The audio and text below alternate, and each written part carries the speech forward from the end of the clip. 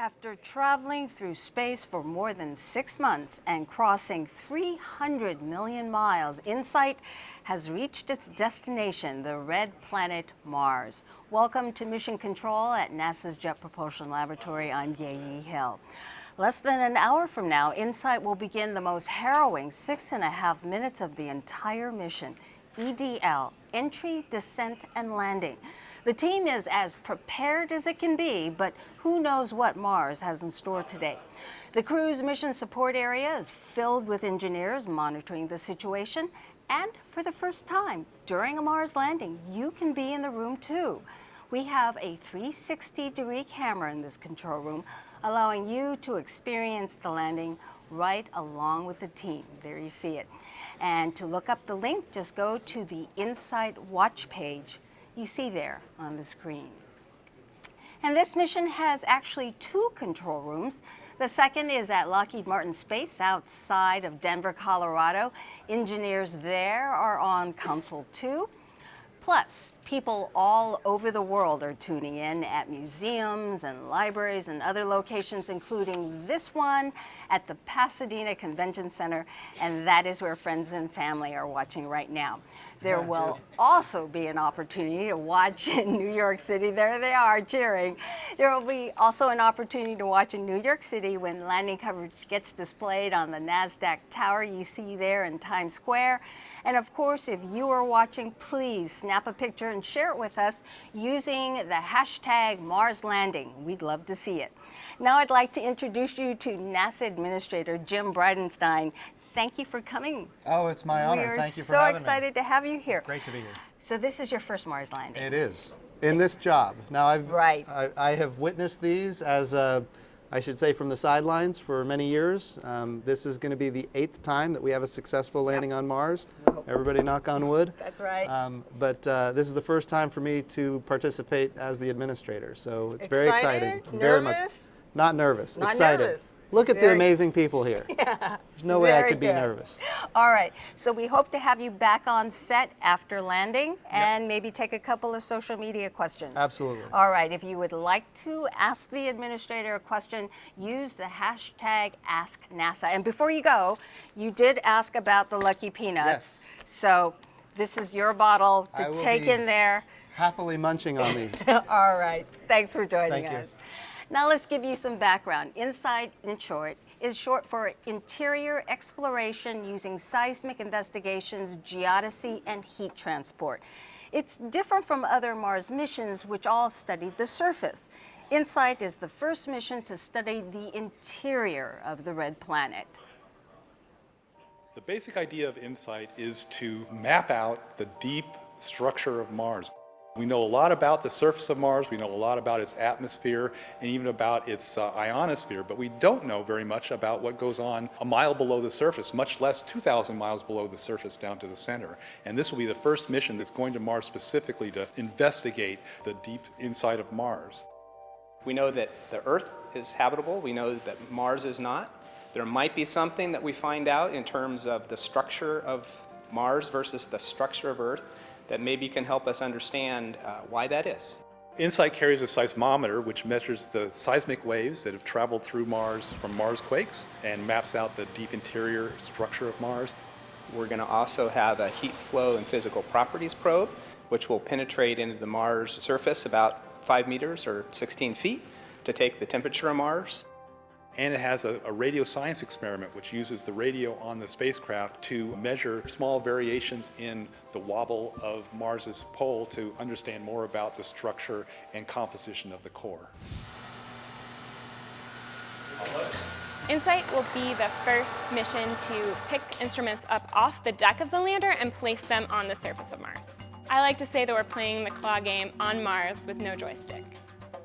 The seismometer needs to be installed in one place and basically not move in order to get the best seismic data.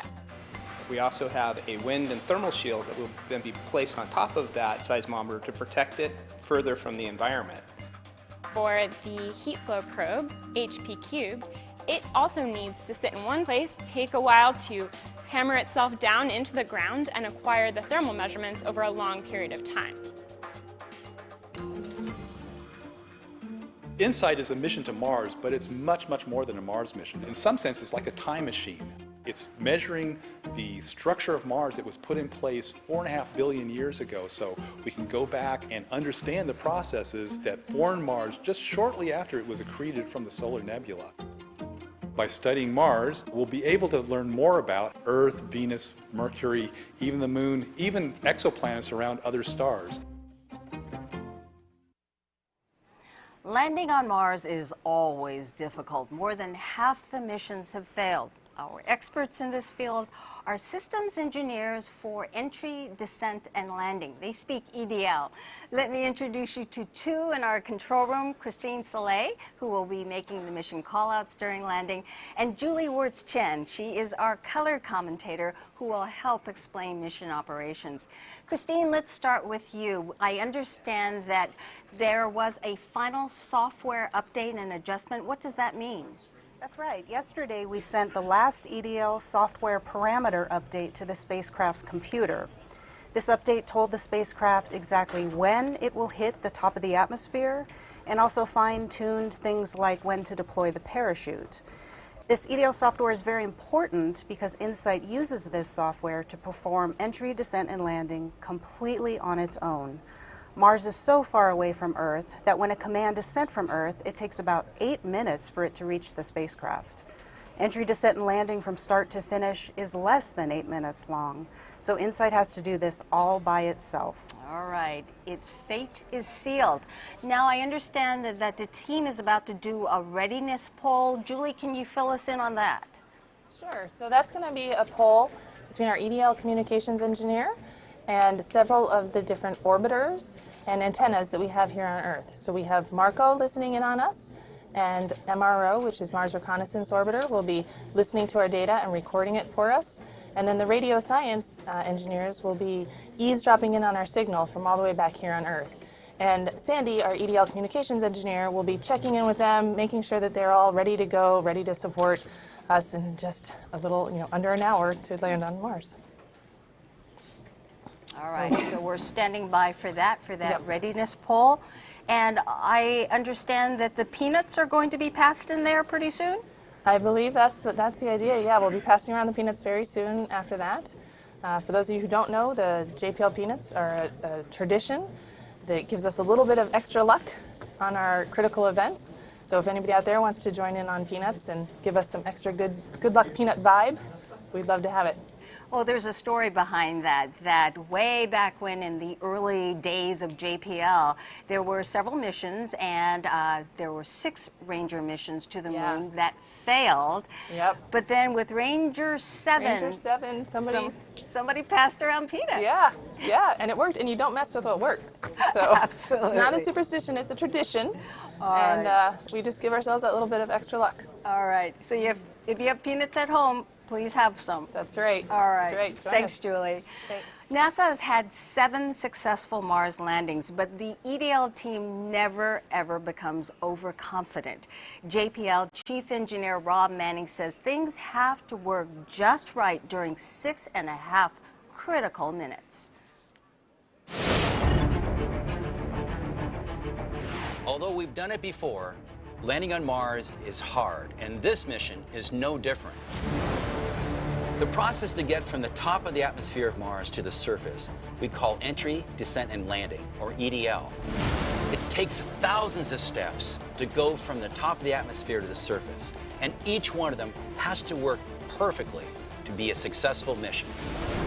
The process starts well above the top of the atmosphere of Mars. The cruise stage faces the sun. It also has its radio antenna, which faces Earth. But now we don't need the cruise stage. Its job is done. The next step, just 7 minutes before arriving to the top of the Mars atmosphere, is to separate the cruise stage.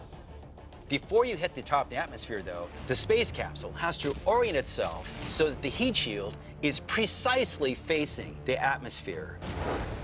Now the fun begins. The vehicle is moving at nearly 13,000 miles an hour. But it's hitting the top of the atmosphere at a very shallow angle, 12 degrees. Any steeper, the vehicle will hit the thicker part of the atmosphere and will melt and burn up.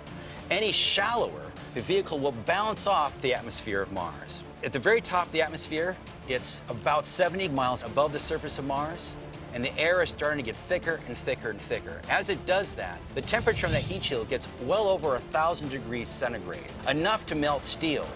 Over the next 2 minutes, the vehicle decelerates at a backbreaking 12 Earth Gs, from 13,000 miles an hour to about 1,000 miles an hour. At about 10 miles above the surface of Mars, a supersonic parachute is launched out of the back of the vehicle. 15 seconds after the parachute inflates, it's time to get rid of the heat shield. 6 pyrotechnic devices fire simultaneously, allowing the heat shield to fall and tumble away from the vehicle, exposing the lander to the surface of Mars. 10 seconds after the heat shield is dropped, 3 pyrotechnically deployed legs are released and locked for landing. About a minute later, the landing radar is turned on, sending pulses toward the surface of Mars as the vehicle starts to try to measure how high it is above the surface and how fast it's going. At about a mile above the surface of Mars, the lander falls away from the back shell and lights its engines. And very quickly, the vehicle must rotate out of the way so that the parachute and the back shell doesn't come down to hit it. The last thing that has to happen is that on the moment of contact, the engines have to shut down immediately. If they don't, the vehicle will tip over. So if all the steps of entry, descent, and landing happen perfectly and we are safely on the surface of Mars, we'll be ready to do some exciting new science.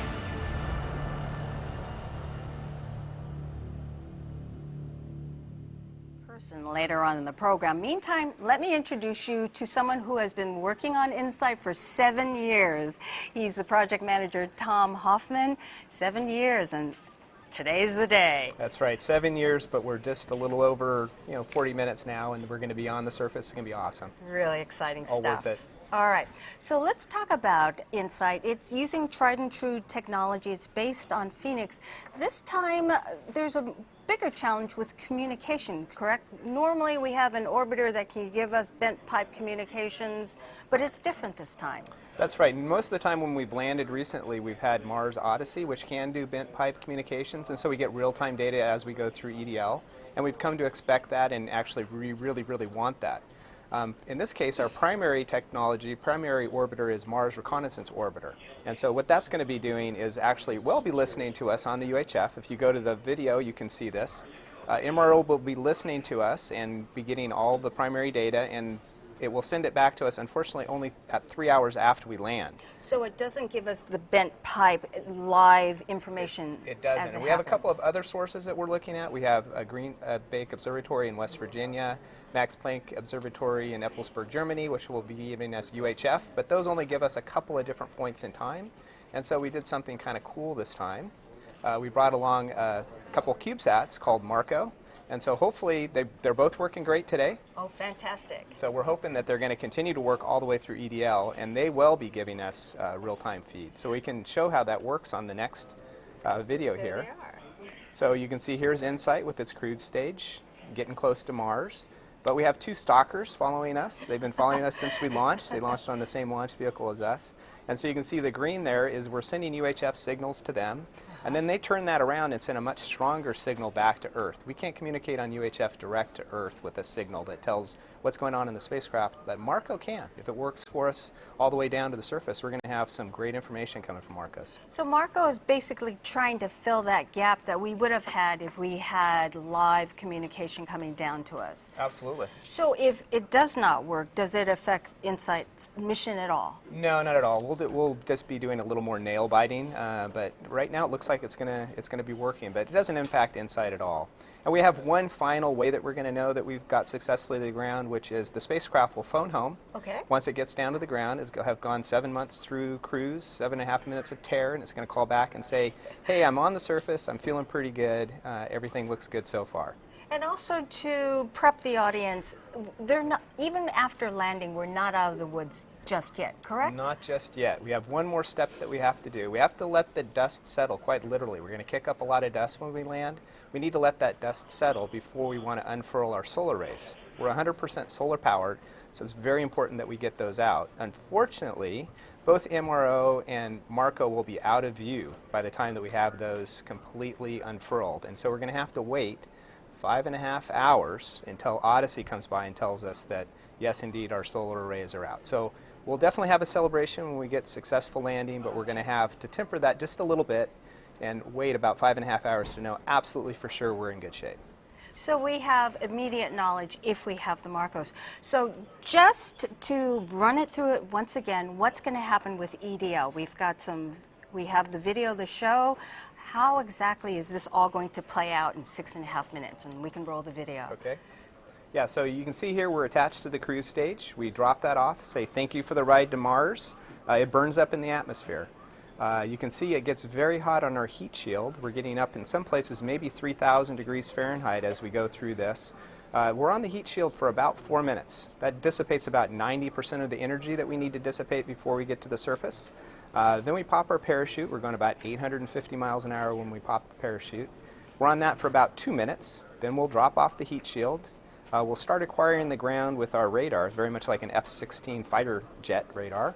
The legs will pop out. We'll start descending. We drop for just a second, which is very terrifying for me.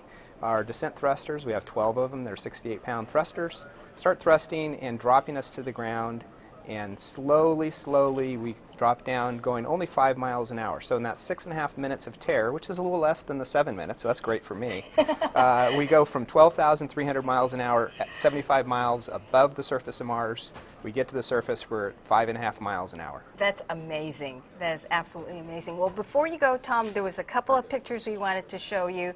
We have watch parties taking place all over the country, and let's see if we can put one of these watch parties up for you to see. This is from Ohio. This is a person who has a watch party. It looks like in a classroom. That is so awesome. Isn't that great that folks are watching with us? Yeah, I know people all across the globe are watching this, and we really want to put on a good show for them today. All right. Well, I'll let you back in the room. All right, I got to get back in there. I know you're excited. All right, take care. Thanks for joining us. Thank you.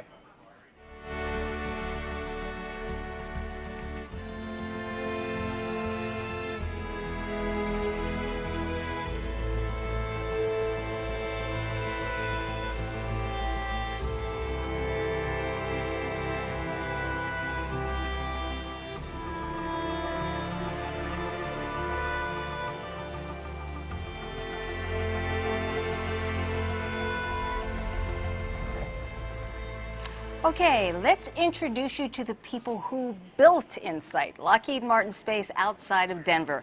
These are the folks who built Viking in 1976 and Mars Phoenix in 2008. The operations team is there, and Lockheed InSight EDL manager Tim Lynn is standing by. Tim, what's going on in there? Team's getting really excited. We're just about ready. We're, about a half an hour from entry and the start of entry, descent, and landing. So the team is really excited, focused, but also very excited about the upcoming successful entry, descent, and landing we're getting close to. Well, we talked about the fact that InSight is based on tried and true technology. It's based on Phoenix, but you've had to make a couple of changes for InSight. What were they? Yeah, we've so obviously, as you said, we leveraged Phoenix a lot. There was a lot of great things that we're able to take from the Phoenix mission, but InSight is a unique mission. It's landing towards the equator of Mars, and a number of things are different. Where we're landing, we're about 1.5 kilometers higher in altitude.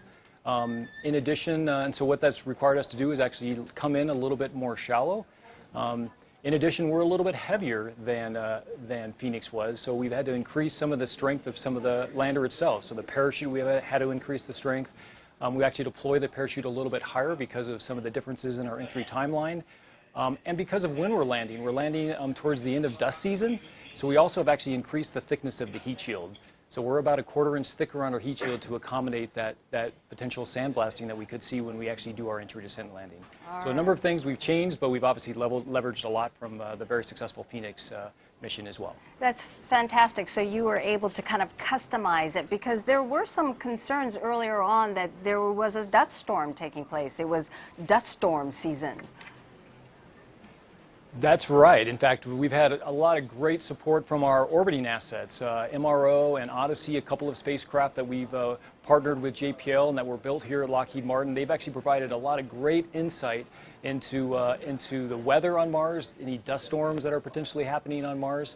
And as of today, and actually the last couple of weeks, it's been great on the surface of Mars. We're anticipating a very nominal, very seasonal weather in terms of both density, atmosphere, as well as temperature, and dust storms appear to be very benign, so we're very optimistic it's going to be a great day for landing on the surface of Mars. All right. That's great news. Thanks, Tim, and I know your team is getting excited over there just as much as we are. Take care. Absolutely. Yeah, thanks a lot. Okay. The time now is 11:21. It's about 20 minutes. The tension is building in both control rooms. It's about 20 minutes before cruise stage separation. It's not too far off. Cruise stage separation is expected at about 40 minutes past the hour, so we are indeed getting close. So where is InSight going to Mars? It's a place called Elysium Planitia. Planitia is Latin for flat. Elysium is ancient Greek for afterlife paradise. It's located near the equator, north of Gale Crater, not too far from Curiosity rover. The team calls it the biggest parking lot on Mars. It's a place that's safe, got plenty of sunshine, that will power solar instruments to study the interior of Mars. What's inside Mars? We know a lot about what's inside Earth. But at Mars, we've only just scratched the surface. To learn how Mars formed, we have to study its deep interior. NASA's InSight lander was designed to do just that, by taking the planet's vital signs. Listening for its pulse or seismic activity, including any Marsquakes. Taking its temperature to see how much heat is flowing out from deep inside. And checking its reflexes to see how much the planet wobbles as it whips around the sun. These all provide clues to what the planet is really like inside. So what's inside Mars? InSight can help us find out by giving Mars its first thorough checkup since it formed 4.5 billion years ago. The more we learn, the better we'll understand all the rocky planets and the history of our solar system. Joining us now is Bruce Bannard, the principal investigator of Mars InSight. InSight is a mission to Mars, but we keep hearing again and again, it's more than a mission to Mars. That's right, Gay. I mean, we're going to Mars, obviously, to study the Martian interior and to map out the divisions inside Mars, but we want to use that information to understand more about the solar system as a whole and how rocky planets form.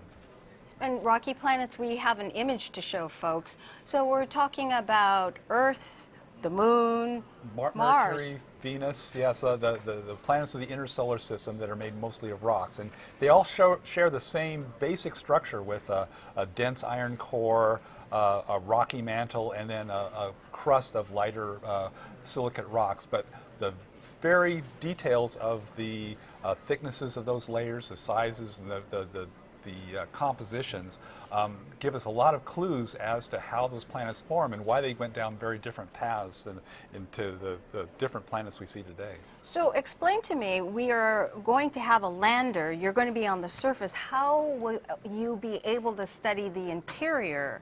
Well, we use what are called geophysical instruments. They use the principles of physics to actually see through the rocks. I mean, we're using seismic waves. It's the same way you might use a flash bulb to take pictures of something. We're using Marsquakes, which send out vibrational waves through the planet. And as they go through the planet, they reflect off boundaries. They get bent. They change their velocity. And it changes the wiggles that you see on a seismogram. When we go through the planet, you can see that here it hits the various boundaries, and those waves are reflected, sometimes they're bent. It becomes a pretty complicated pattern, but scientifically we've learned over the last 100 years how to interpret the code of the signal as it comes back up to the surface, and the seismometers pick up that signal and then turn it into data that we can use on Earth to understand, what the 3D structure is of the planet. So normally you use 3 seismometers. In this case, you're bringing SEIS, that's 1. How are you going to be able to get that information using 1? Well, we had to get kind of clever because on the Earth, usually you have plenty of seismometers. You can use multiple seismometers to triangulate in on where the earthquake is. On Mars, we're going to do something a little bit different. We're going to use not only the P and the S waves that you may have heard about, but we're using the surface waves. And here you can see the surface waves kind of moving out from Marsquake, and as it passes over the InSight lander, you can see the seismogram up there in the upper left-hand corner where you have the wiggles. Now, those waves keep on going around the planet, and because Mars is not so large, they still have a fair amount of amplitude. They haven't gotten completely damped out by the time it's gone all the way around the planet, passes over the spacecraft again, and finally, even the wave that went the other way around the planet comes across and hits us yet a third time. And so we have extra information over just the P and the S wave. We have these surface wave arrivals that we can use to pinpoint the distance from the Marsquake to our lander. And then we use something called polarization analysis to figure out which direction the waves are coming from. And by doing that, we can do the same thing that we can do with 3 stations on the Earth, just using the P and the S waves. And very quickly, there is still another instrument built by DLR that's also being carried up by InSight. Can you talk a little bit about that? Yeah, that's our heat flow probe, and it's a pretty cool instrument that uses a mechanical mole, we call it, to burrow its way down into the surface. It has a motor with that winds up a hammer, and it knocks itself down just a few millimeters at a time. But we do that 20 or 30,000 hammer strokes, and it gets us down. We hope to get down to be about 16 feet below the surface. And once we get down there, we're actually measuring the heat coming out of the planet by measuring the temperature along the cable as it comes up to the surface, and looking at how that temperature increases as we go down, and extrapolate that deep into the planet to understand how much energy there is inside the planet to drive the geology and to drive volcanism, Marsquakes, all kinds of activity. It's amazing how much you'll be able to learn from the surface about the interior. That's right. I think it is amazing, and it's been something that I've been working on for my whole professional career, and it's just, I find it fascinating. But all right, we'll talk about that. Thanks, Okay. Bruce. Bruce first thought of a mission like this, as he mentions, 40 years ago when he was a graduate student. The rest of the team hasn't waited quite that long, but this is a big moment for them too. Recently, we sat down with a few of the members and asked them, what is it going to be like as we get close to landing? It's a very difficult thing to do, and everything has to go perfectly. As humans, we've sent 17 different missions to the surface of Mars, and 10 of them have crashed. Before we can land on Mars, we have to get to Mars. How do we get to Mars? The main responsibility of the navigation team is to ensure that the spacecraft is delivered to the right point at the top of the Martian atmosphere. The target location is about 12 kilometers in size. Our accuracy is comparable to shooting a basketball from Staples Center in downtown LA and hitting nothing but net in a basketball hoop in New York City that is moving at a speed of about 2 feet per second and is spinning about its axis.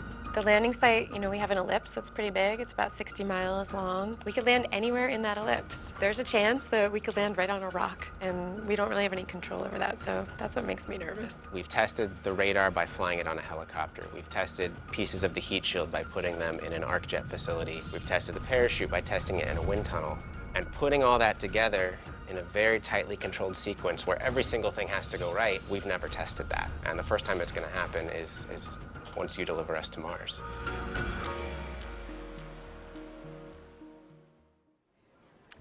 It is about 11:29 a.m. Pacific, and you're watching live coverage of the InSight landing from NASA's Jet Propulsion Laboratory in Pasadena, California.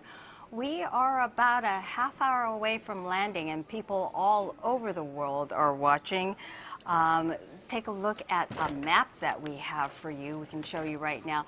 This is a watch in person map where people have watch parties all over the world, all over the United States, in Paris, in Berlin, even off the coast of Madagascar.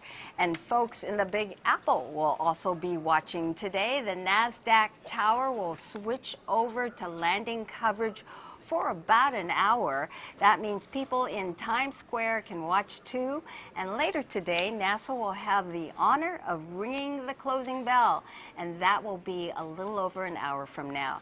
And if you are watching, take a picture and send it to us using hashtag Mars Landing.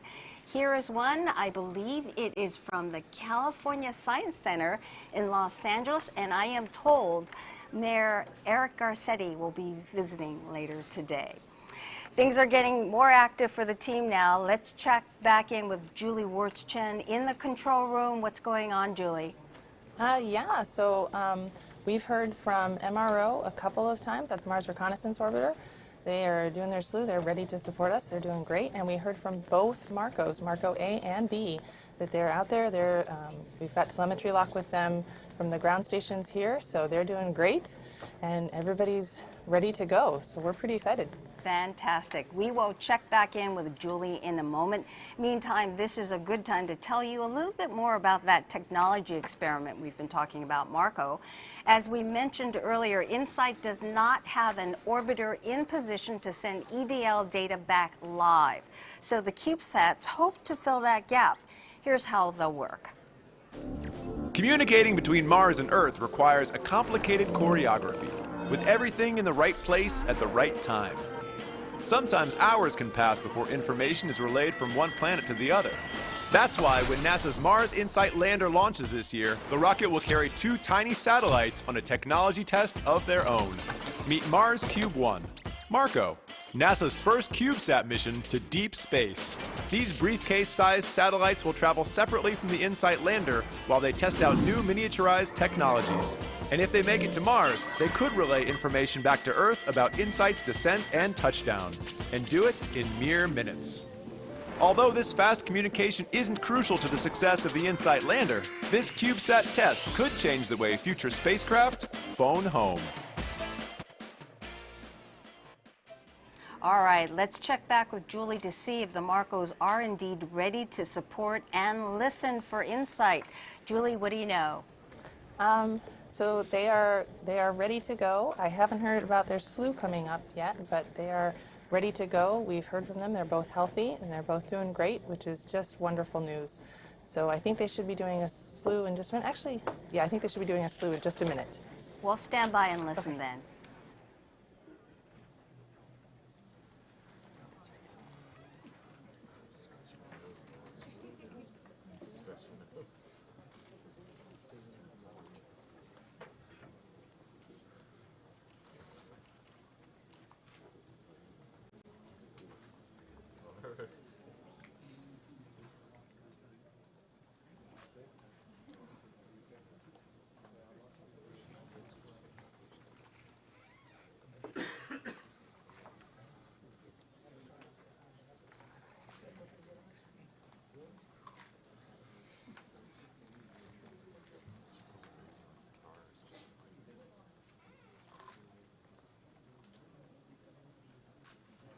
Oh, they're separated? No. You got me going until I spun it.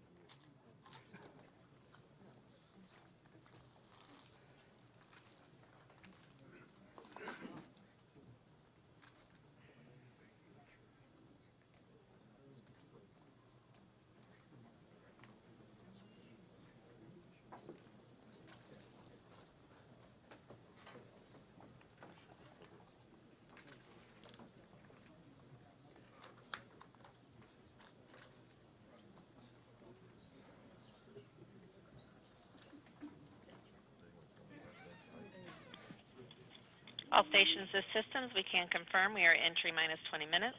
EDL nav 2 has been initiated. The star tracker has been powered off.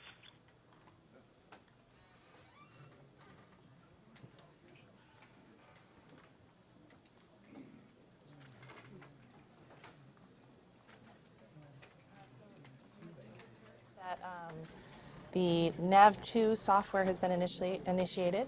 So when we're in cruise, we use a star tracker in a similar manner to how sailors navigated years ago. We look at the stars and get our relative position from them. And we use a star tracker for that. And now that we're close enough to Mars, we don't need that anymore. So we're going to transition to what's called NAV2 software. And that lets us basically just use velocity and acceleration from this point on. So we don't need the star tracker anymore. Salute to EDL bent pipe mode. Marco, clarify. Slew to inertial or started bent pipe? Slew to appropriate attitude for bent pipe. Bent pipe mode will be entered shortly. Okay, thank you very much. And that was obviously our confirmation of the slew for Marco, so that's great news. Fantastic.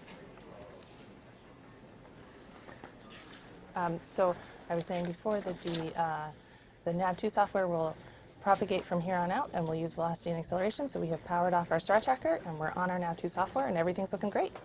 Okay. Thanks, Julie. Thanks. All right, the cruise stage separation is just about 4 minutes away, and Rob Manning joins us now. Rob is the chief engineer here at JPL and an absolute veteran of Mars landings. We're going to play a little video for you right now. You haven't seen it yet, but we'll roll it.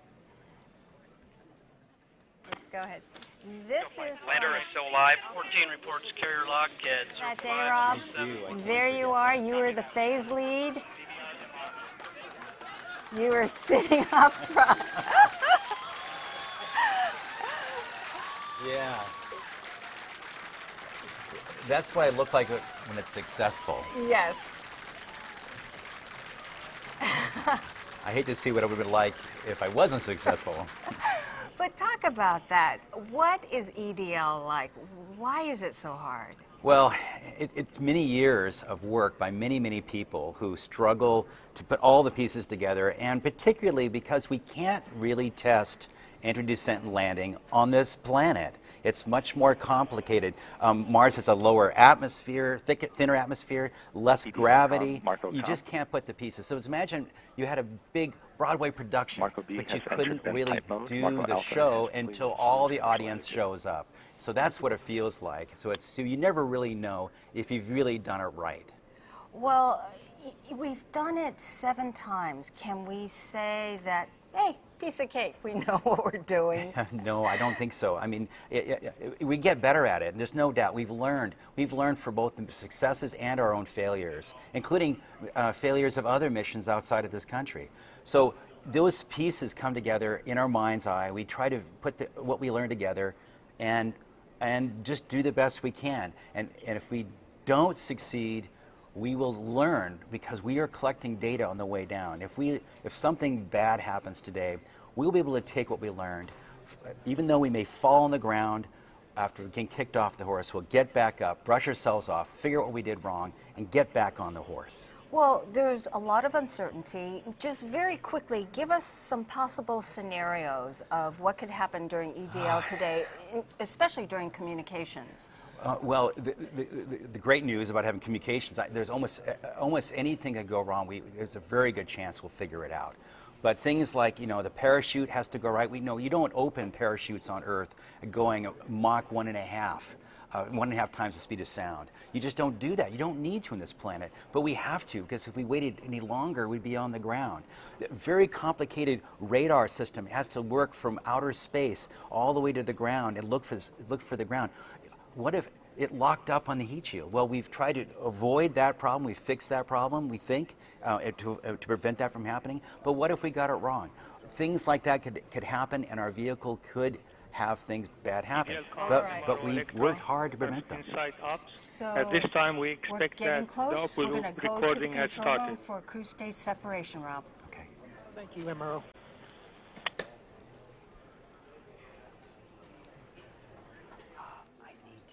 I need to take off comment.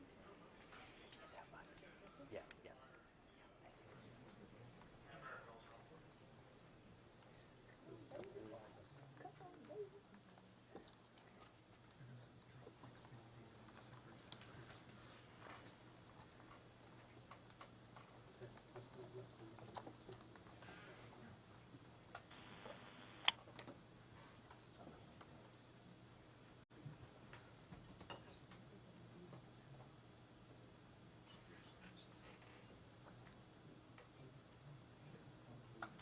InSight Systems, EDL.com. Go ahead. On InSight Cord. At this time, MRO will have loaded their electrosequences. Marco is expecting carrier lock at any time. Marco B is reported there in bent pipe. Still waiting on A. Copy that. Thank you.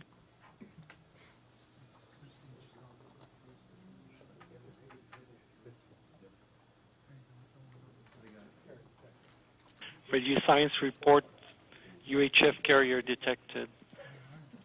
EDL.com, Marco Alpha is in bent pipe mode. Marco Bravo has locked on the carrier. Marco Alpha has also locked on carrier.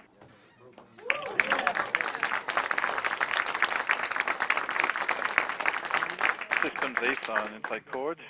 As expected, the DSN has LOS for InSight Expand. Copy that. Thank you.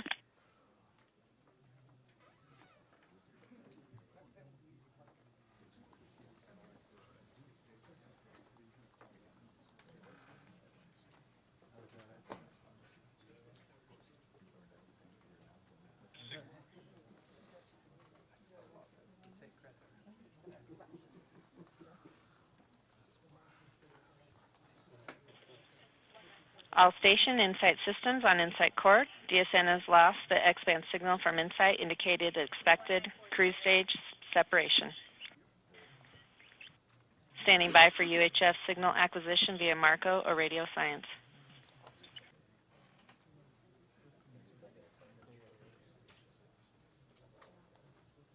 We are about 5 minutes from entry and have confirmation we've lost the X-band signal from InSight. This was expected because we have transitioned from the antenna on the cruise stage to the UHF antenna on board the spacecraft. Ground stations have detected the UHF signal and Marco has locked on the signal.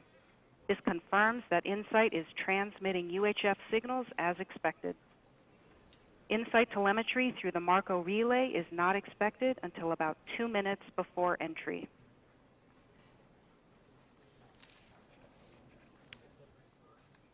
So, Rob, that was exactly what we were hoping to hear, that the Marcos are The vehicle working. has also performed the turn to entry maneuver. The vehicle is turning away from a sun-pointing attitude and oriented itself to enter the Martian atmosphere. This is a big first step. Getting the cruise stage separated. It's now, after the vehicle turns itself to the right orientation, the cruise stage is now going to be get further and further away until it's about 3 or 4 football fields away, and will burn up in parallel as the vehicle enters Mars. And Christine mentioned turn to entry. What does that mean? Well, it's because the cruise stage has to be pushed off to one side, like this. The rest of the vehicle has to turn to face the atmosphere and to be dead nuts on as it hits the top of the atmosphere. So this is taking all the heat coming into the atmosphere. Exactly. It'll be both provide a source of drag, but also thermal protection because it gets over 1,500 degrees Celsius on the top on this heat shield. Very, very hot. But on the inside of the heat shield, it's maybe only a fraction of a few degrees above room temperature. So it's a wonderful protective device to keep our lander safe. All right. So the next thing we're standing by for is entry. Getting to the top of the atmosphere and gradually slowing down. Right now, the vehicle's just now beginning to. Very soon, we'll be beginning to feel the atmosphere touching it. Actually, entry is above the atmosphere slightly, so it's really not until a few. Half a minute or so after entry before we start really detecting the fact that that atmosphere is slowing us down. All right, we'll be standing by. Yes, exciting.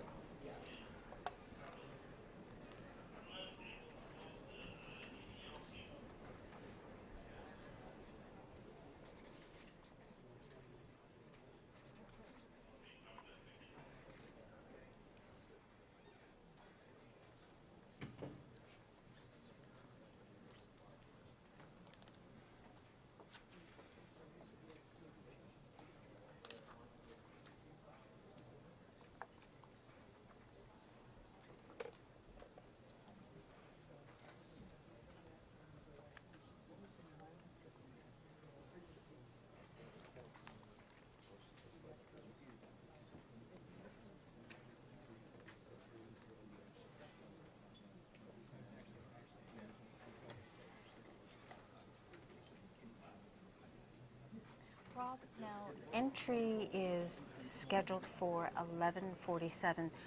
The cruise date SEP and the entry times are locked in, correct? They are. They're locked in when we selected the target and aimed the vehicle very precisely. That allows us to know exactly when we hit the entry point, which is 55 kilometers from the center of Mars.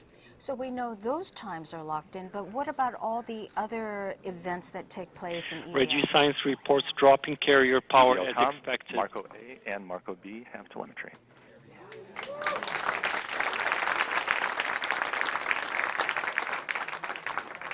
Just heard, both Marcos have telemetry. They are doing their job. These small CubeSats are relaying ones and zeros with a few seconds lag from the vehicle up to these two vehicles, and they forward them back to Earth to the Deep Space Network using X-band antennas. And keep in mind, this was all an experiment. We weren't sure that this was going to work, but we had this need that we didn't have live communication in this particular mission. Well, we don't really need communications. We don't need their information, except if something went wrong. We would very much like to get the data right now. We have other spacecraft. We are now receiving InSight telemetry via the Marco relay. It's flowing into their space. This is fabulous. That means the team now can watch the data flowing onto their screens as if they're commuting directly. This data will provide detailed information about the state of the spacecraft throughout EDL.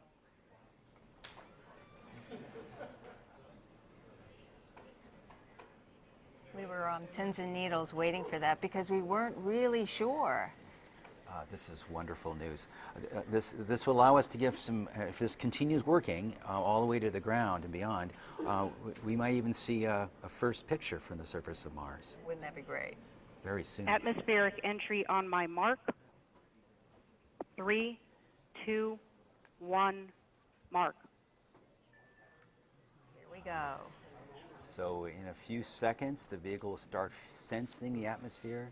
I said 22 kilometers from the center of Mars, and it's going to start to slow down very, very slowly at first, but then faster and faster and faster till it reaches about 7 Gs.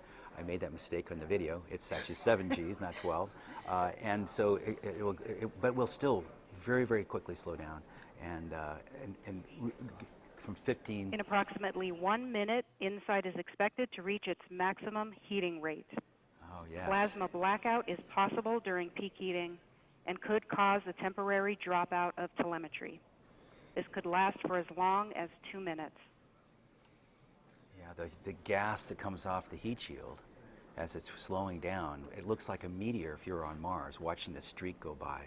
That brightness of gas does interfere with the radio reception. And so it's possible that Marco will lose that signal while it's going through this very hot entry. But not to be alarmed. Not to be alarmed. It's part of the design. We completely expect it. Radio Science reports plasma blackout as expected. Okay. Oh, wow.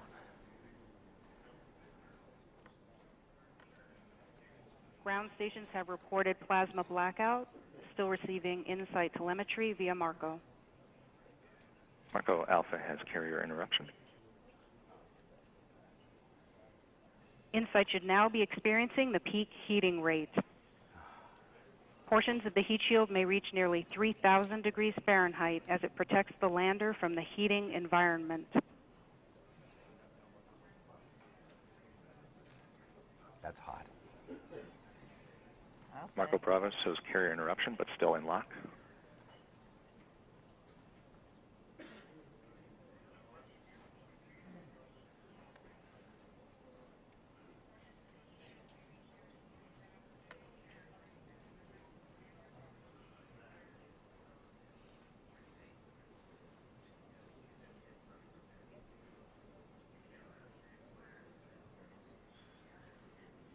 InSight has passed through peak deceleration.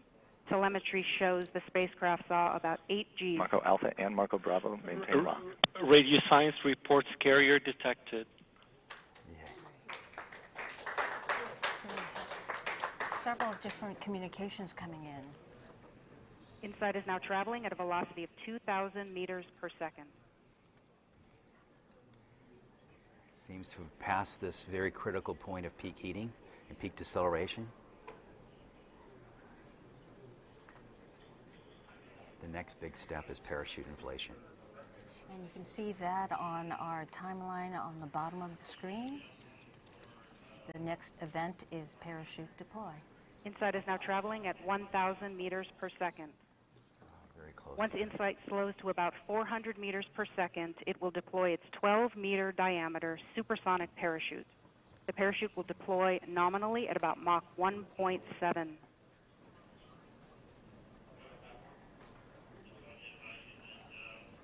Standing by for parachute deploy.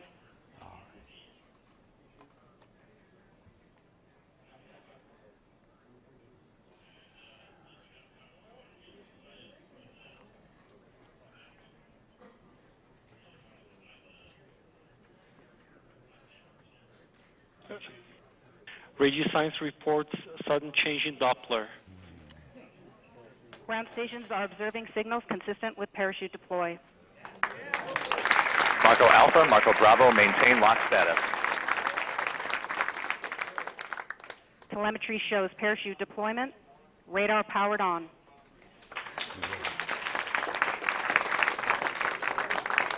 Heat shield separation commanded.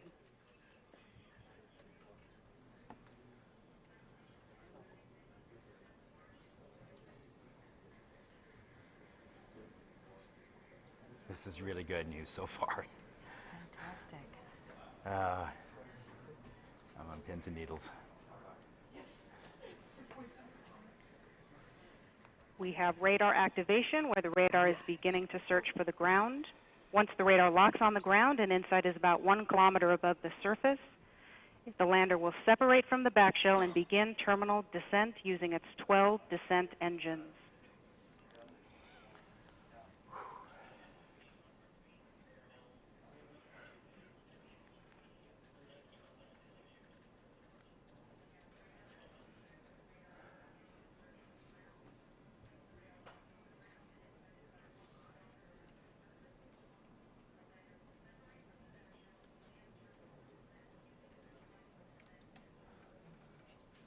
Altitude convergence, the radar has locked on the ground.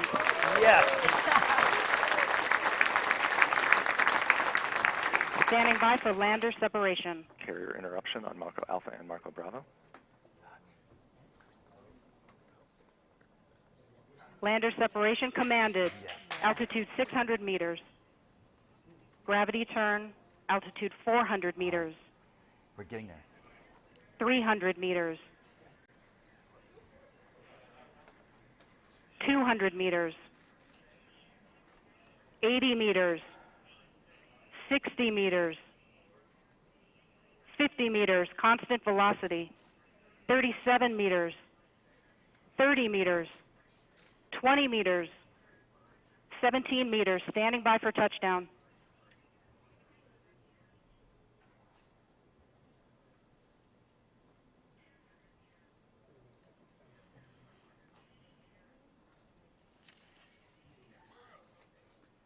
Touchdown confirmed. InSight is on the surface of Mars.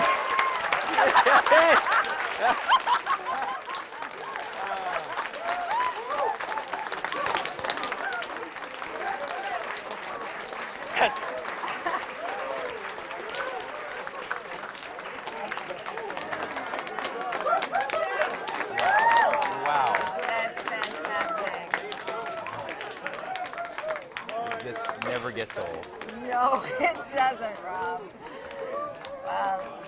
Control what a room relief. just erupted. Fabulous, Shaking fabulous. hands with the Marco team Marcos, there. Christine, you did great. Jim Preiser, one of the key designers at Lockheed. Sandy Krasner, what a great relief. team. What a great.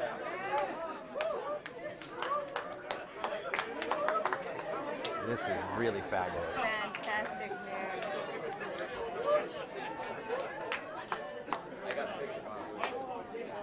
Thank you. Lots of fist bumping going on in there. What a relief. We've cut over to the camera over in Times Square. Boy, people are weathering the rain to see this.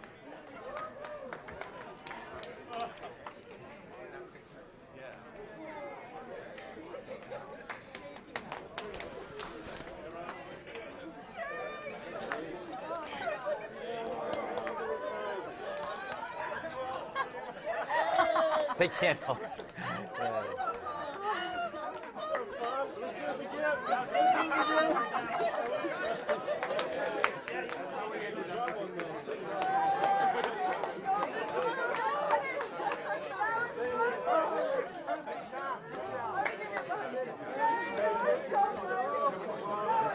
This is the hardest part. Getting to the surface of Mars is very hard. This thing has a lot more to do, though. There's a lot more to go on both today and the days that follow before the science can begin. But just getting a vehicle from Earth to the surface of Mars is no mean feat. And Rob, could you talk about that? I mean, just the mere accomplishment here that we're seeing. You have to understand that this vehicle is very complicated. It uses 12 engines. Each of those engines are pulsed 10 times a second, producing these little tiny impulses, almost like little bullets that keep the vehicle going at a constant velocity as it approaches the ground, and still going over 5 miles an hour. So those legs feel a fair amount of crush. We still don't know the state of the vehicle right now. We need to look to make sure there are no rocks nearby. The solar panels will be in just a few, in about 5 to 10 minutes, will begin to open up. They're waiting for the dust to settle, because the dust there's certainly a lot of dust being lifted in the air around the vehicle right now, which is now just settling. So we're standing by after touchdown. It waits a couple of minutes to give us an X-band beep. And so we are standing by for that. It's a communication that comes directly to Earth from InSight. Yes. And it goes to the Deep Space Network. There's also something that might be happening now, if we're very lucky. InSight might be able to relay an image or a partial image taken just a couple minutes after landing. So I'm standing by hoping to see that. But if that doesn't happen, we'll certainly get more images later in our Odyssey pass in about 5 hours. We see Bruce Banner waiting for it. They're looking I don't know if they see it yet. They're waiting. That's Justin Mackey and Bruce Banner looking carefully at the cameras to see what they might see. Waiting for the image to come back. So this is the first image from InSight itself. InSight is taking a picture with one of its 2 cameras. Yes. It's probably a view of what's directly in front of the spacecraft, right in front of the lander. This is a camera that it would be using to figure out, is this a good space? Exactly. Is it a good place to put down our instruments? So it is going to take an image and then send that image to the Marcos. The Marcos in turn will relay it back down to Earth. That's correct. They got it. Oh, now let's just wait. Let's see what they saw. There it is. Whoa, right.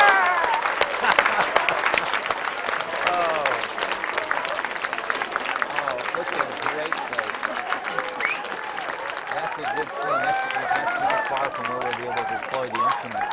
So it's great. I don't see a lot of.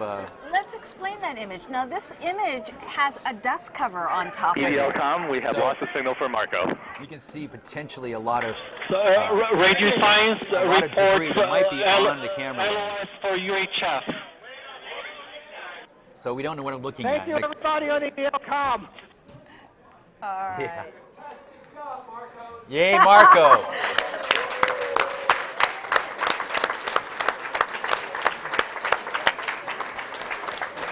Congratulations. Meantime, there it is. You can see a better view. You can see that really is debris. And there's the horizon back there, the bluish sky. That's part of the lander deck on the front left. I can't make out, but it looks like there's not a lot of rocks in the field of view. But those dots you see there are very likely to be dust particles on the lens, the dust cover, which will be removed. And we'll get another shot later on. Yes. And a better, clear view after the dust cover is removed. So InSight's, CubeSat's relay communications job is done. They're now flying on. They're now taking pictures back toward Mars.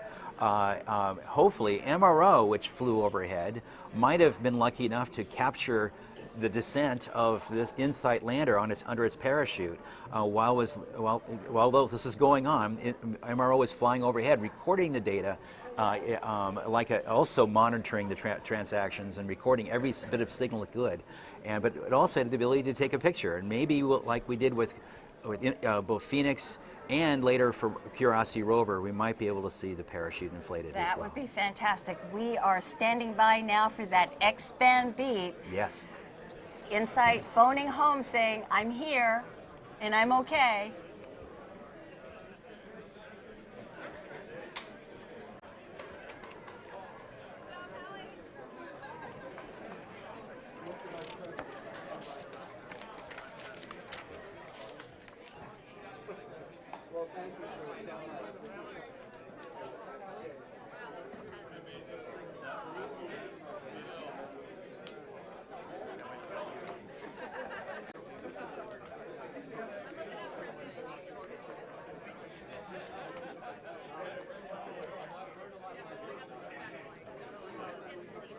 Systems Ace on InSight Court, the DSN and X-band. Radio Science reports X-band carrier detected. The DSN and X-band radio science have acquired the X-band touchdown signal for InSight. X-band will continue for 4.5 minutes with InSight in nominal mode. Copy that. Thank you. Flawless. Perfect. Flawless. We've got the beep. This was perfect case scenario. This in is my book. this is what we really hoped and imagined in our mind's eye. Though we spend most of our visualizing all these bad things can happen. That's true, Rob. Sometimes things work out in your favor, and we'll look very carefully at the data to see what might have, how well it went. But it certainly looked like it was a very successful and perfect landing. We'll have to see as we get more data how well things go, and as the vehicle proceeds, the solar panels will be deployed. Hopefully, we're not on a tilt. It doesn't look like we are, but from the image. But the solar panels will be deployed safely, we hope, and we'll get confirmation of that around 5 o'clock local time here in about 4.5 hours, 5 hours from now. And this is such a difficult feat in that because of the one-way light time, there is no way that any of these engineers could possibly control the vehicle. It all has to be done in commands and software. We have to train it to do this work on its own. Radio Science reports nominal carrier 30 seconds past the first acquisition. So we're all nominal on the surface. So the vehicle is completely nominal, reported nominal. It's happy. The lander is not complaining.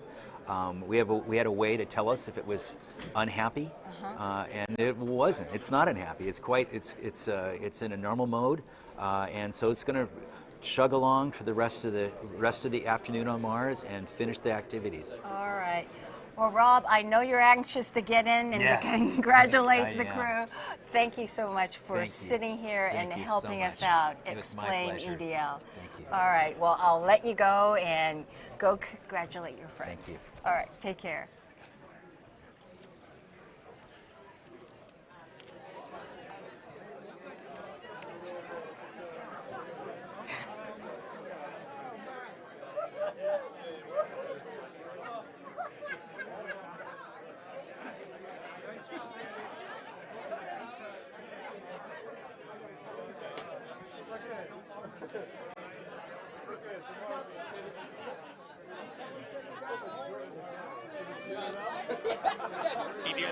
MRO Electra on InSight Ops. Opto loop recording completed at 20:04:34.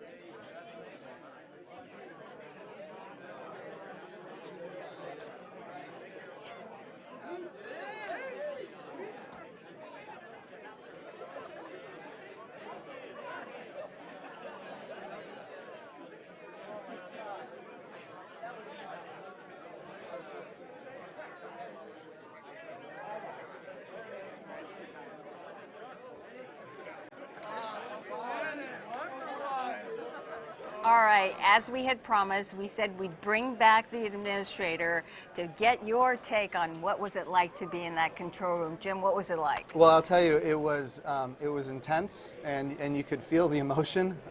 It was very, very quiet when it was time to be quiet, and of course very celebratory with every little new piece of information that was received. It's very different being here than watching it on TV, by far, I can tell you that for sure, now that I've experienced both. And then, of course, you know, what's amazing is as soon as it was over, I got a call on my cell phone, and it was the phone number was all zeros. And whenever I get a phone call that's all zeros, it's got to be somebody important. I answered it, and it was the Vice President. Oh my gosh. He watched the whole thing. He is absolutely ecstatic about our program. As you're aware, he's the chairman of the National Space Council, and he's been, of course, a keen advocate for what we do. To have him call within seconds of mission success is tremendous. And just so everybody knows, he wants me to say congratulations to everybody here at NASA and all of our international partners and everybody who has contributed to this mission. What an amazing day for NASA.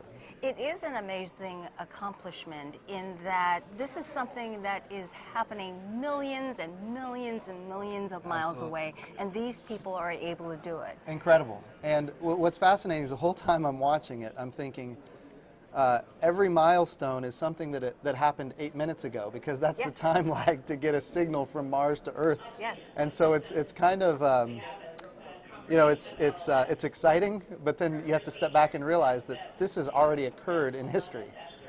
So it's a unique experience, incredible, and just the enthusiasm here is incredible. So what's for the future? Looking ahead, 2020? Well, let's get through December. So for the rest of we think about what's happening next. December 3rd, we're launching another American astronaut to the International Space Station. So that's going to be a big achievement, and it's going to be on a Russian Soyuz rocket that the last time we launched a human was not successful. That was scary. It was scary, but we figured out what the problem is. We're moving forward, and now we've got that underway December 3rd. Going forward from there, we're going to get the first science data back from the Parker Solar Probe on December 7th. So that's not too far away either. And then we've got OSIRIS-REx that will be in orbit around Bennu shortly after Christmas. So no shortage of exciting things. And then on January 1st, we're going to fly the New Horizons mission, which for people who are not aware, that's the mission that went to Pluto back in 2014, gave us stunning images and data and information science on Pluto. And now that mission is still going strong. It's in what we call the Kuiper Belt now, which is an asteroid belt well beyond Pluto, and it's going to be taking images of Ultima Thule, which is an object in the Kuiper Belt, which we have never been able to go out there and take images of anything at close range before, and now we're doing it. So you ask what's happening next? I'm sorry I asked.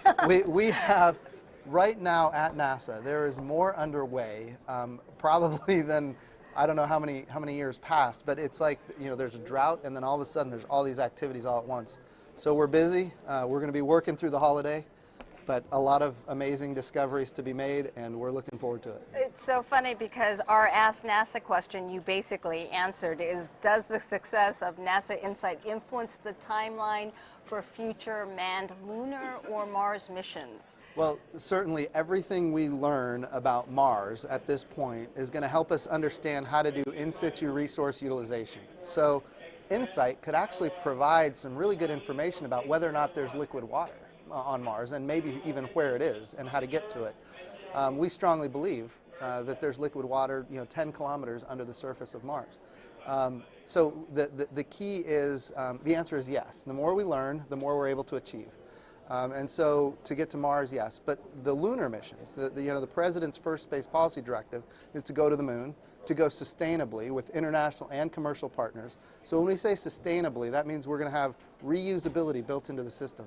And we're going to test and prove technologies at the moon that ultimately we can replicate at Mars. So we're going to retire risk, prove human physiology at the moon, which is only a 3-day journey, which means if something goes wrong, you can get home safely. We saw that with Apollo 13. But we need to use the moon as a proving ground to accelerate our path to Mars. In the meantime, we're doing missions like InSight to learn as much about Mars as possible.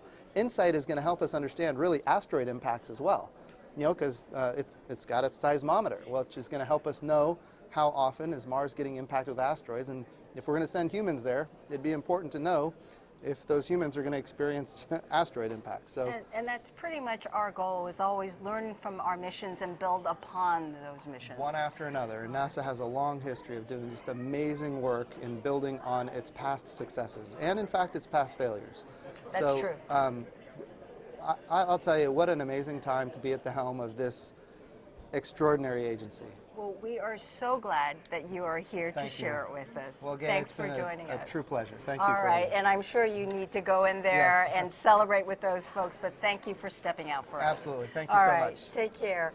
Now, Mars exploration is cool stuff, but if you're not convinced just yet, just talk to the InSight scientists and engineers. No one conveys the excitement more than the people who actually work on the mission. So earlier this year, the outreach team filled up a van and went to 15 California cities. They called it the InSight Roadshow. So we're here in San Francisco at the Exploratorium, and this is part of InSight's Roadshow. Since it's the first interplanetary mission we've ever launched from California, we're actually doing a lot of public engagement activities along California. And we're just talking to the public and talking to them about InSight and getting them excited and sort of sharing information that they probably wouldn't get just from a website. We have Mars globes and touchables kits. We have replica of the actual launch vehicle that's going to be taking InSight to Mars. We have a selfie station with fun props. People can take pictures.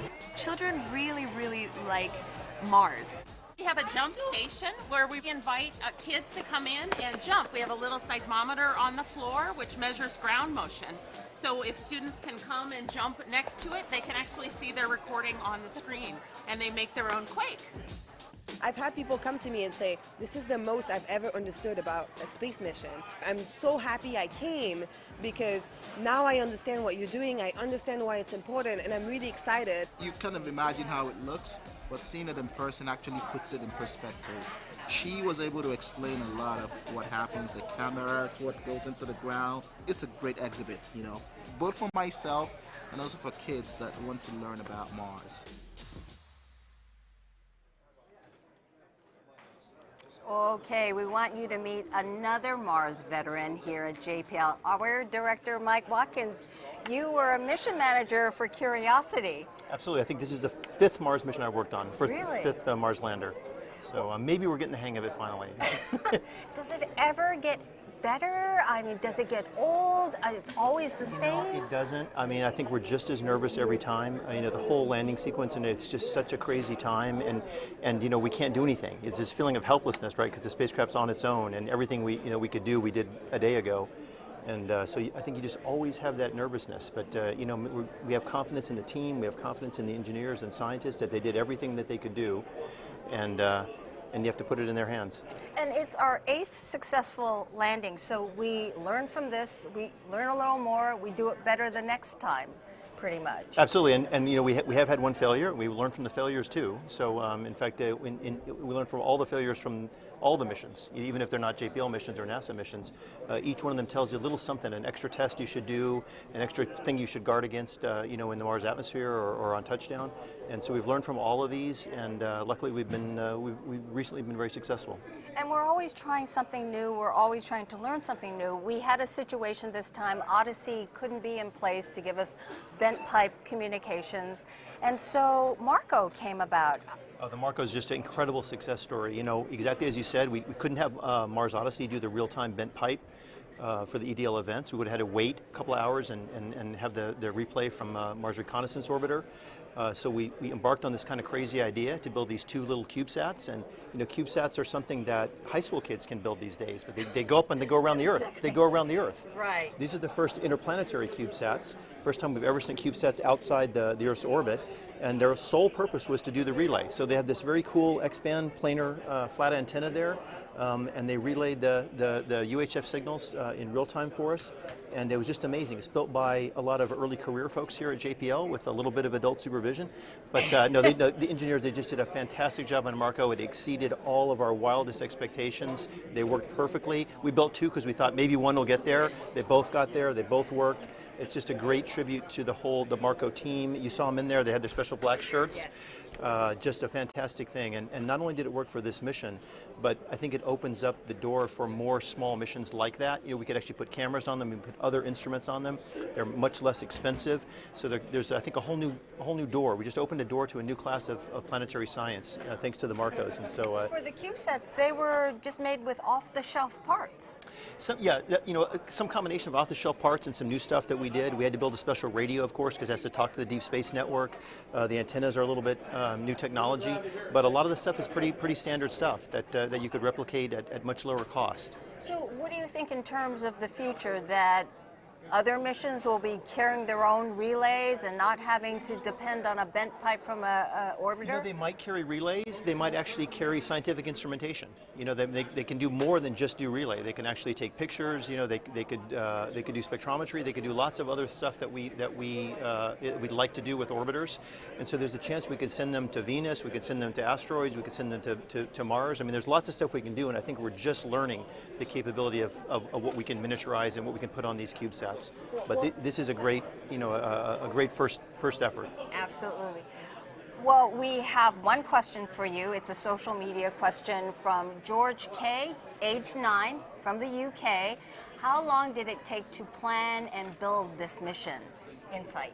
Well, that's a great question. So I have two answers to that. Okay. InSight itself, typically our missions take, from the time we start the mission to the time we launch it, it's about 4 to 5 years.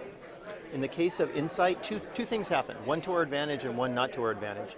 The first is we had a lot of heritage from a mission called Phoenix. So a lot of the design work had already been done because it was done for this mission Phoenix, and even before that for Mars Polar Lander. So a lot of the basic design we kind of inherited for this mission.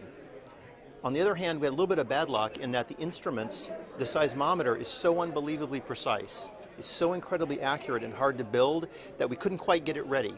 So we're doing that in partnership with the French and a lot of other countries in Europe, including the UK and Switzerland and other folks. We couldn't quite get that ready to go for launch. So we had to actually wait 2 years, and took an extra 2 years then because of that. So Mars and the Earth are only lined up to launch about every 26 months, so we had to wait another 26 months. So that took us a little bit longer. Well, speaking of the internationals, that's a perfect segue for where we're going next.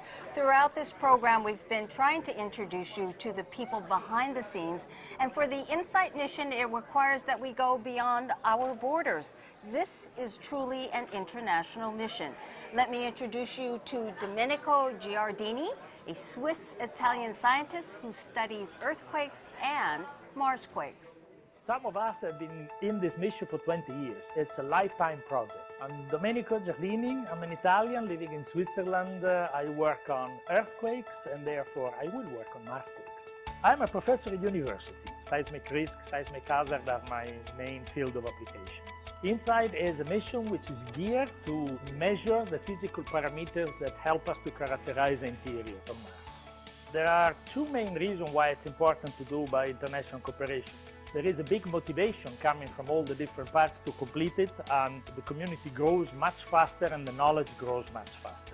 The Swiss role in this mission to deliver the electronics for the seismometer, and we will provide daily routine analysis and check if there are seismic events or meteoritic impact in the planet itself. This is what our students will work on, how the planet developed and what is the future, and that has a direct relevance on how we understand about the Earth. It's so interesting.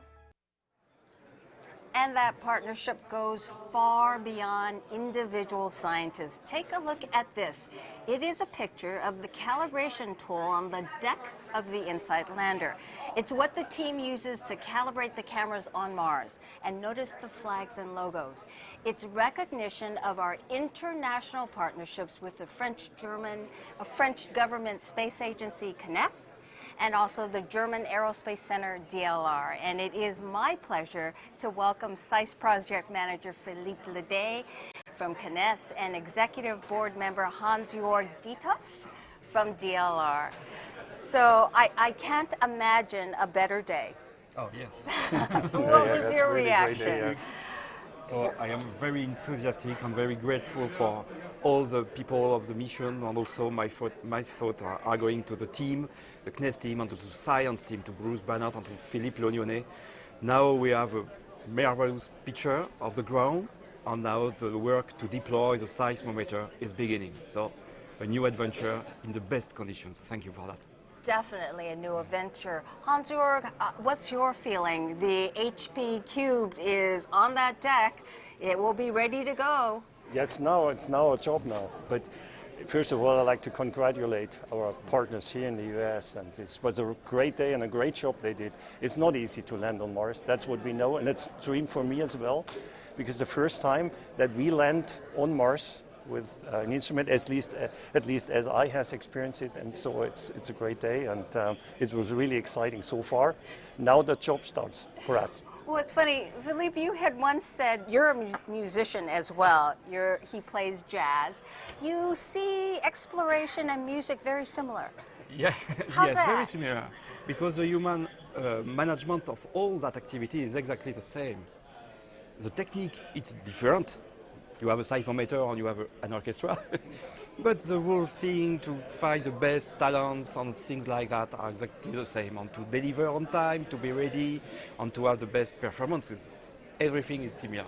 And we should let people know that we won't be able to be collecting science right away. Is that correct? Yeah. We will be collecting science, several months from now? We are beginning, the deployment is going to take about 2 or 3 months. Of course, we will have some data during the deployment, but the best data to make the best science will be about the beginning of March. All right, so we prepare now, and we prepare now. Yeah, no, it's the time. Yeah, but it was a great job so far. Also for our team and our teams, all the teams, and as you said, it needs a lot of people to bring it up to Mars and make it a successful mission. Well, I have to say congratulations. Yeah. All right, Thank you. Thanks for joining us. Yeah, thank you. Well, here's another profile now. Meet Ravi Prakash. It's his job to keep InSight healthy on Mars. We get to explore the universe and see things that no one has ever seen before. My name is Ravi Prakash, and my job is to keep InSight healthy when it's on Mars. InSight is the first spacecraft that's going to go to Mars and try to understand how rocky planets have formed. Spacecraft team, how's power looking? A healthy InSight spacecraft is healthy batteries. We have heaters all over our spacecraft that keep our spacecraft warm enough so that it operates the way it should. Power is nominal, spacecraft battery is fully charged. We look at these things as well as many other parts of our spacecraft on a daily basis to make sure we have a successful mission. There are thousands of people working on InSight, so the systems engineer is responsible for understanding how changing one part of the spacecraft ripples through the entire system and how that affects all the other parts of the spacecraft. I actually worked at JPL for 8 years and then left for about 3 years to work for a nonprofit where I used my engineering and design skills that I learned at NASA to help people in poverty. I realized that the stuff we do here impacts billions of people around the world. Every single person, whether they realize it or not, has been impacted by NASA technology. We are the next generation of explorers. All right, let's meet Ravi Prakash in person. Ravi is in our sandbox at the JPL In Situ Instrument Laboratory. And wait a minute, Ravi, where did that beard come from? Hi, Gay. Yeah, there were about 10 of us that decided on the day we launched to Mars that we were going to shave and then not shave again for 7 months until we landed on Mars. So I am extra excited that we landed, not only because we have a mission on the surface of Mars, but I have 2 little girls at home that love to pull my beard, and so I can finally put an end to that. All right, so Ravi, help us out. What happens next? Now, clearly, InSight is not out of the woods just yet, correct? You're right. So we have some very important steps ahead of us. The first is that we have to deploy our solar arrays. This is what the spacecraft is doing right now. It's deploying these 2 solar arrays so that we get energy from the sun. This is one of the most important things that we have to do right now. After that, we're going to do a series of checkouts on our spacecraft to make sure that everything survived this harrowing entry, descent, and landing onto Mars. And then once that's complete, after the next few days, we'll start deploying our instruments onto the surface of Mars. So what exactly is involved with the instrument deployment? So this is the first time we're using a robotic arm to put instruments on the surface of Mars. This is a process that will put our seismometer on Mars as well as the heat flow probe. And it ends up taking about 3 months, which sounds like a really long time, but this is because, We have to be very careful and make sure everything happens just the way it needs to. Unlike Earth, we can't send a technician if something goes wrong, and so we just want to get it right the first time. All right, and we, in our interview, just heard that we may be looking at not until March before we get science? That's right. We get some amount of science immediately as far as the environment of Mars. We get wind data, temperature data, magnetometer data. But then once we start getting seismic data, that will be in the March timeframe. All right. And can you explain to me, Ravi, the ISIL, the test bed that you're at? What do you do there? So this is a Martian sandbox. For the past few years, we've had a great team that's been testing, deploying our instruments on a variety of different slopes and rocks. Now that we actually are on Mars, we're going to transform this area to look exactly like the place we landed and test out deploying our instruments one more time before we do it on the real thing. All right. Thanks, Ravi. Congratulations. Thanks so much. Now that InSight is on Mars, it needs some changes. InSight is no longer cruising to Mars, so the team no longer needs the cruise mission support area. In a little while, the team will hand over operations to a new group sitting in another JPL control room. This is the Surface Mission Support Area. It's in another building here at JPL. This is where the team will be operating InSight from here on. So the handover is the final step, and that will take place at about 1 o'clock our time. That's about a half hour away. For us, it's time to say goodbye. Our congratulations to the InSight team, and special thanks to our EDL system engineers, Christine Soleil and Julie Wards-Chen. Stand by for a news briefing on NASA TV at 2 p.m. Pacific, 5 p.m. Eastern. And for those of you who want the latest information on InSight and Mars, go to mars.nasa.gov/insight and nasa.gov/Mars. And thank you all who shared pictures on social media. It was wonderful to share this historic event with you. We have some pictures for you that we'll leave you with. Enjoy, and congratulations, InSight.